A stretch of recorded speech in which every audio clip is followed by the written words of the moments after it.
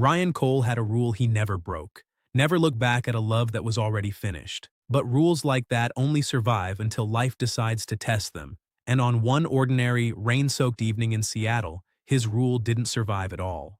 He had no idea, walking into that restaurant, that within the next 4 hours he would say a sentence he never planned to say, hear an answer he never expected, and start a story that would quietly rewrite the next 2 years of his life. He just wanted dinner. What he got was something else entirely. It had been almost 2 years since Ryan ended things with Megan Hart, a breakup that was calm, mutual, and forgettable in all the right ways. No screaming matches, no slammed doors, just two people who realized they wanted different things and let go before resentment could take root.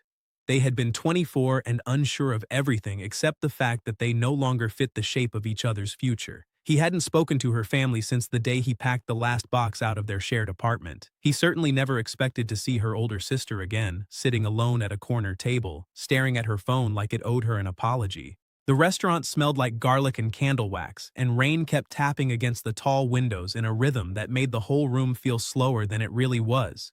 Ryan had chosen the place on impulse after a long week at work, craving something warm and quiet before heading home to an empty apartment.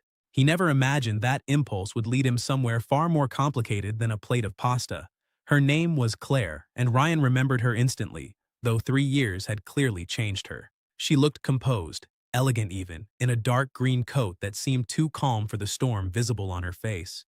Every few seconds, her eyes flicked toward the entrance. Every time the door opened, her shoulders tensed, then dropped again in quiet disappointment. Ryan almost walked past her table. He told himself it wasn't his business, that reopening any connection to Megan's family was a door better left closed, that some chapters were meant to stay finished. But something about the way Claire kept checking her phone, kept rereading the same unanswered message, pulled him toward her table instead of away from it.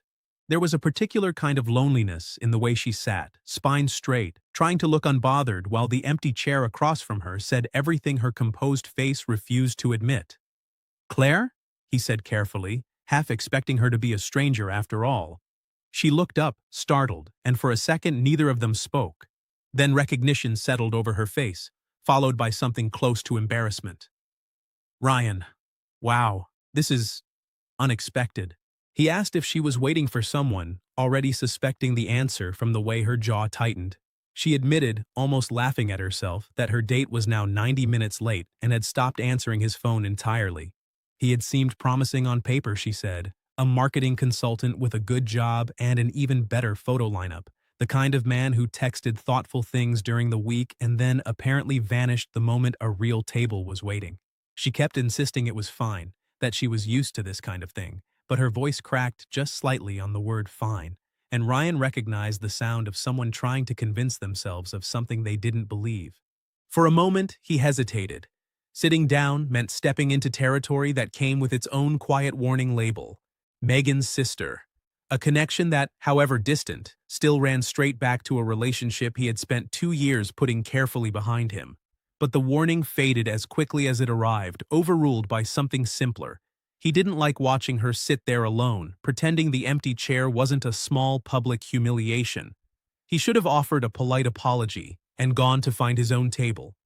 Instead, almost without deciding to, he pulled out the chair across from her and sat down.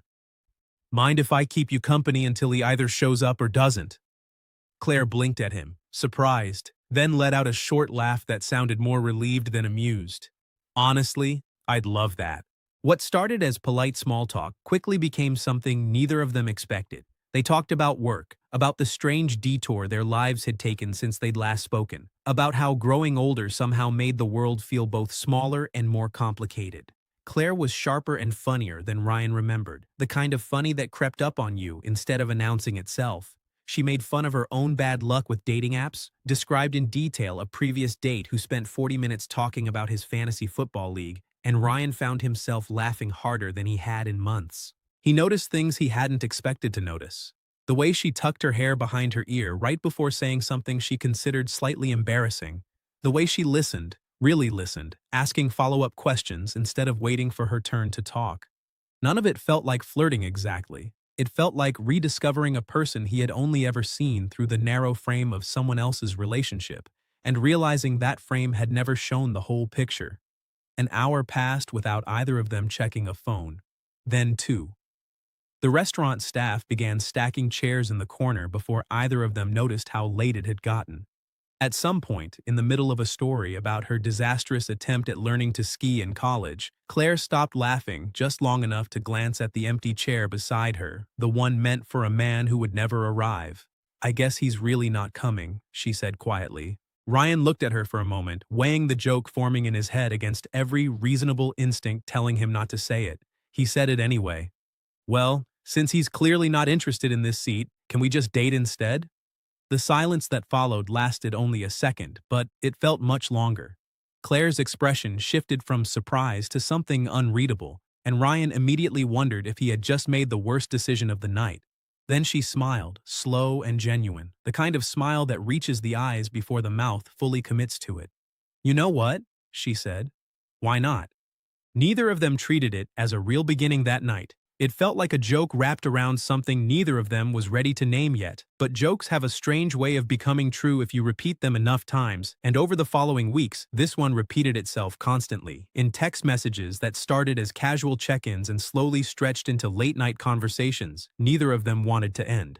They met for coffee, then for walks along the waterfront, then for dinners that no longer needed an excuse. One Saturday, they spent an entire afternoon wandering through a farmer's market, arguing cheerfully about which vendor had the better sourdough, and Ryan realized somewhere around the second loaf that he had stopped thinking of these meetings as anything casual. Claire was nothing like the version of her Ryan remembered from years of holiday gatherings and awkward family dinners. The older sister who always seemed slightly out of reach, polite but distant. She was steadier than he expected, more curious about the world, more willing to sit in silence without needing to fill it. Around her, Ryan noticed something he hadn't felt in a long time, the absence of performance. He wasn't trying to be impressive, he was just being himself, and somehow that was enough. There were small moments that mattered more than they should have. The night she fell asleep mid-sentence on his couch during a movie, and he sat there for 20 minutes deciding whether waking her was worth ending the quiet. The morning she showed up at his door with coffee and an apology for a text she thought had sounded too sharp the night before, when it hadn't bothered him at all. These weren't grand gestures. They were the unglamorous proof that something real was quietly taking root. But beneath the easy comfort of new beginnings, one truth sat unspoken between them, like a stone neither wanted to lift. Claire was Megan's older sister. Whatever this was becoming, it would eventually have to survive contact with the one person whose reaction neither of them could predict. They put it off for weeks, telling themselves they were waiting for the right moment, though both knew they were really just afraid. There was a night, about a month in, when the silence between texts stretched a little too long, and Ryan caught himself wondering if Claire had quietly decided this was a mistake after all. He almost convinced himself it was over before it had really begun, lying awake replaying every conversation for some sign he had missed. When she finally called the next morning, voice light and unaware of the spiral he'd put himself through, he realized how quickly fear could invent a crisis out of nothing. It was a small thing, but it taught him something larger. Whatever this was, it mattered enough to scare him, and that scared him more than the silence ever had. Eventually, the fear of hiding it became heavier than the fear of revealing it, and they agreed it was time to tell her the truth before someone else did it for them. The conversation with Megan took place over coffee on a gray afternoon, and Ryan spent the entire walk there rehearsing apologies he never got to use. Megan listened quietly as Claire explained everything, her expression unreadable, and for a long, uncomfortable moment nobody said anything at all. Then Megan let out a small laugh, shook her head, and said something neither of them expected. "We broke up 2 years ago, Ryan. I'm not still holding a door shut on something that's already over." She looked between them, her expression softening into something warmer. "Honestly, I just want you both to be happy. That's it." The relief that followed felt almost disorienting, like setting down a weight they'd been carrying for so long they had forgotten how heavy it was. Whatever tension had hovered over their relationship quietly dissolved, replaced by something steadier and far less complicated. Months passed, and the joke that started it all became something neither Ryan nor Claire ever expected to call permanent. Looking back, it was strange to think that an entire relationship had begun because someone else failed to show up, because one ordinary night had quietly cracked open into something extraordinary, instead of being forgotten by morning. Ryan often thought about how easily he could have walked past her table that night, How one small decision to sit down instead of leaving had rewritten the direction of his life entirely. Some chances arrived disguised as inconvenience, wrapped in rain and bad timing and someone else's broken promise. The hardest part is never recognizing them once they've already changed everything. The hardest part is choosing to sit down before you know how the story ends. He never thanked the man who never showed up that night, but some quiet part of him always meant to. Without that failure, this particular beginning might never have existed at all, and Ryan had learned, slowly and gratefully, that some of the best chapters of a life start with someone else's mistake.